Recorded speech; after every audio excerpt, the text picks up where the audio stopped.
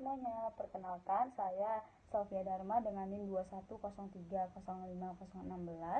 Saya merupakan mahasiswa dari Program Studi Teknologi Pangan, Fakultas Pertanian, Universitas Sumatera Utara, Stambuk 2021. Pada video kali ini saya akan menjelaskan mengenai dua topik praktikum yang sudah saya lakukan untuk mata kuliah Kimia Pangan pada Laboratorium Teknologi Pangan, Fakultas Pertanian, Universitas Sumatera Utara. Nah, dua topik yang akan saya jelaskan yaitu adalah daya serap air atau water absorption dan daya serap minyak atau oil absorption. Yang pertama langsung saja mengenai daya serap air. Daya serap air adalah kemampuan partikel pada suatu bahan yang dapat mengikat air atau bisa juga didefinisikan sebagai jumlah air yang diserap oleh suatu bahan pangan dan dihitung sebagai perbandingan berat air yang diserap dengan berat bahan kering. Nah, daya serap air merupakan salah satu faktor penting dalam mempengaruhi kualitas dari bahan pangan tersebut. Nah, ada 3 faktor yang mempengaruhi daya serap air bahan pangan, yaitu kadar airnya, kemudian ukuran partikelnya, dan juga kandungan kimia yang ada pada bahan pangan tersebut. Nah, hubungan antara ukuran partikel dengan daya serap air berbanding lurus, di mana semakin kecil ukuran partikel dari bahan pangan, maka semakin kecil pula kemampuan atau semakin rendah pula kemampuan bahan pangan tersebut untuk menyerap air pada suatu bahan pangan.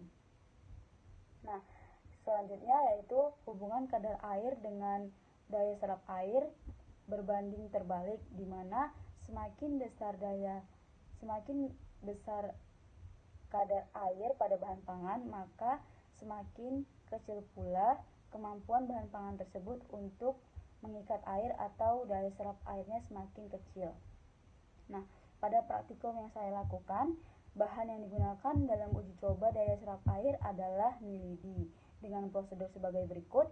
Yang pertama yaitu ditimbang lidi sebanyak 10 gram, kemudian dimasak air hingga mendidih, dimasukkan mie lidi dan tunggu selama 5 menit, kemudian dia angkat dan ditiriskan mie hingga tidak ada air yang menetes, kemudian ditimbang mie yang sudah dimasak, lalu dihitung daya serap air mie yang menggunakan rumus WB kurang WA per WA dikali 100%, di mana WB merupakan berat mie setelah direbus dikurang WA, di mana WA ini merupakan berat mie sebelum direbus. Baiklah, sampai di situ penjelasan saya mengenai daya serap air atau water absorption. Kemudian saya akan melanjutkan dengan penjelasan mengenai daya serap minyak atau oil absorption. Nah, daya serap minyak adalah banyaknya jumlah minyak yang dapat terserap oleh bahan pangan atau proses pengikatan minyak secara fisik oleh suatu bahan pangan. Nah, faktor-faktor yang mempengaruhi daya serap minyak ini adalah kandungan proteinnya, ukuran partikelnya, titik asapnya, dan juga struktur dari bahan pangan tersebut.